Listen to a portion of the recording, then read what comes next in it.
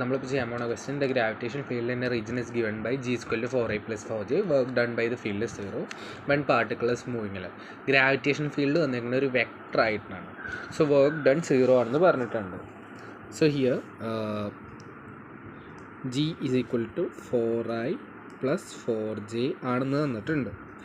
അപ്പോൾ ഇതിൻ്റെ tan theta, അതായത് സ്ലോപ്പ് ഈക്വൽ ടു ഈ y കമ്പോണൻറ്റ് ബൈ ഈ എക്സ് കമ്പോണൻ്റ് ആണ് വരിക. അപ്പോൾ അത് സ്ലോപ്പ് 1 ആണെന്ന് കിട്ടി.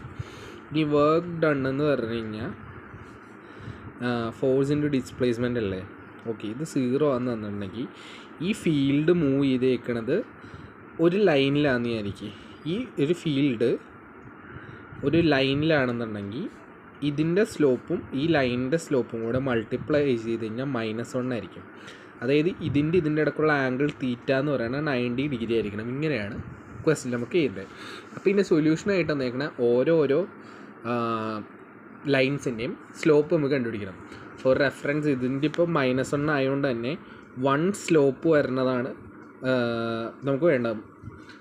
1 അല്ല, സോറി, ഇതിൻ്റെ സ്ലോപ്പ് 1 ആയതുകൊണ്ട് -1 സ്ലോപ്പ് വരുന്ന ഒരു ലൈനാണ് വേണ്ടത്.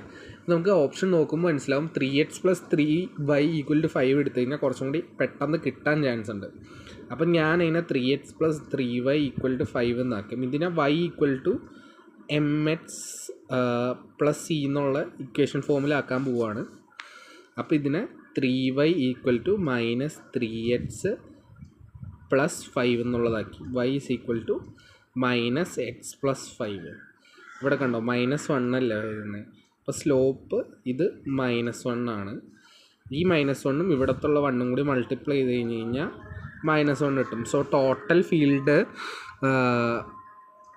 ഈ ഒരു ലൈനിലായതുകൊണ്ടാണ് 3x + 3y ഇങ്ങനെ സ്ലോപ്പ് വന്നത്. രണ്ടിടക്കുള്ള ആംഗിൾ തീറ്റ 90 ഡിഗ്രി ആണെന്ന് നമ്മൾ പ്രൂവ് ചെയ്തു. So this is the final answer.